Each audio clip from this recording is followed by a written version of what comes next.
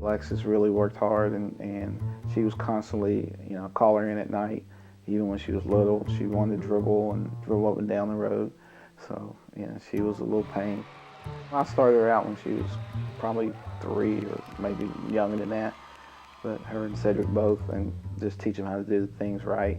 I wanted them to be fundamentally sound, and so I had them both dribble left hand, right hand, so that they would become, in my opinion, unstoppable. My dad taught me very young that you know what type of game you're capable of, and if you can contribute in whether it's defense or rebounding or deflections or whatever, it doesn't matter if you start or you come off the bench. It's what do you do with those minutes when you're in the game. At 10 years old, she was already known in North Carolina, which is, that's basketball country. And then she was probably around 6th grade, 4th grade, something like that. She just started bleeding orange. She wanted to go to Tennessee. And so that was at a young age where she decided where she wanted to go to school. Alexis soon earned national recognition. As a high school senior, she was selected to the McDonald's All-American Girls Basketball Team and Parade's All-American First Team. On offense, Alexis averaged 24 points and 5 assists per game. Her defense packed a powerful punch too, averaging 17 rebounds, 8 steals, and 8 blocked shots per game.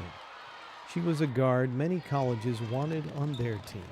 Before Alexis came along, West Virginia was an unrecruited state nationally. There was no colleges coming to West Virginia, no major colleges, no Pats, no Genos coming in, watching our players. And then when Alexis came along, she opened a lot of doors. And when you get college coaches of that magnitude coming in to watch high school girls basketball, that's saying a lot.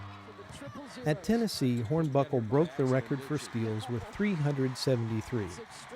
One of her most unforgettable moments took place in 2007 when Coach Pat Summitt brought her Lady Vols to Charleston to play the Lady Mountaineers.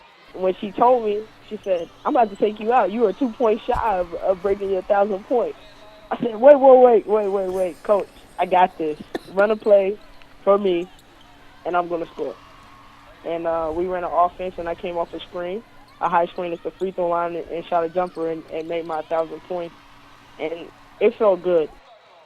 Hornbuckle credits her family for giving her the motivation to succeed, like in a 2008 game against Louisiana State University, with a trip to the NCAA championship game on the line. My grandmother passed away, so my whole season was dedicated to her. I wrote on my shoes, give me strength. And I was struggling all game. It was terrible. I was basically sticking up the court. Side Hornbuckle for 3, no. Hornbuckle trying to drive. Off-balance shot, just tossed it up there. I just kept looking at my shoes and praying, like, give me strength. No matter what I need to do, let me help my team. I basically just saw the ball and just wanted to make a difference in the game, no matter what the prior situation was.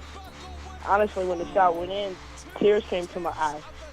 I think I was more emotional at that moment than I was when we actually won, because I was able to stay strong and not just get discouraged. The WNBA draft was held in Tampa the day after Tennessee won the national title. We all figured she would be in the top 10. And so the night before, we were kind of tossing it around, and I said, okay, I think she's going to go 4th. And I named the first 4, and that's the way it played out. So it was fantastic. I was just so thrilled for her and proud of her. With the 4th pick in the 2008 WNBA draft, the Detroit Shock select Alexis Hornbuckle of the University of Tennessee. When I got called this number 4, I just looked at my mom and my dad, and I think their smile was bigger than mine, just to realize the accomplishment that I had achieved. I think Detroit was a good place for her, not only because of their style of play, but because she has family in Detroit. It's a good match because I love to be challenged. I love a challenge, and that's how Bill Laimbeer is in Detroit. And I saw that, and I noticed that, just growing up watching the WNBA.